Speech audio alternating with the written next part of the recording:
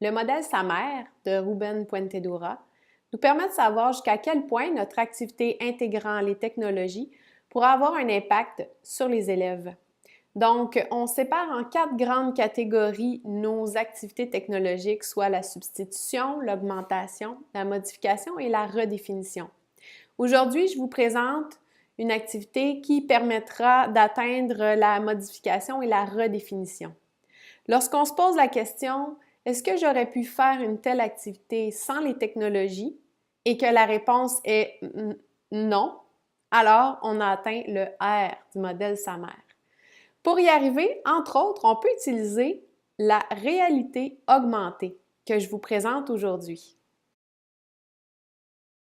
Combien de fois pendant une période nous disons aux élèves « Imaginez que » et on fait tout plein de mouvements dans l'espace en espérant que les élèves comprennent bien. On se déplace d'un objet à l'autre dans le local à la recherche d'exemples.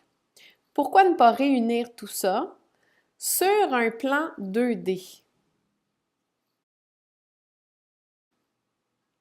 La réalité augmentée, avec une tablette, entre autres, permet d'ajouter une image, une animation 3D ou 2D lorsqu'on survole une image prédéfinie.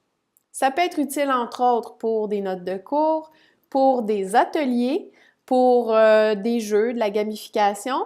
Après, la créativité est la seule limite pour l'utilisation de cette technologie.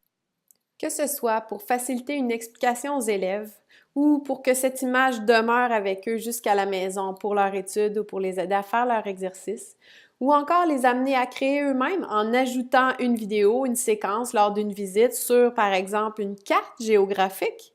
Tout ça peut être utilisé dans absolument tous les cours, en éducation physique, en arts plastiques, en musique, en français, en histoire, en sciences, nommez-les.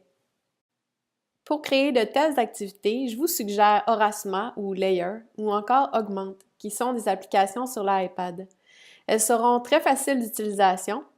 Il existe aussi des applications web qu'on peut utiliser directement sur l'ordinateur. Alors, à vous de découvrir.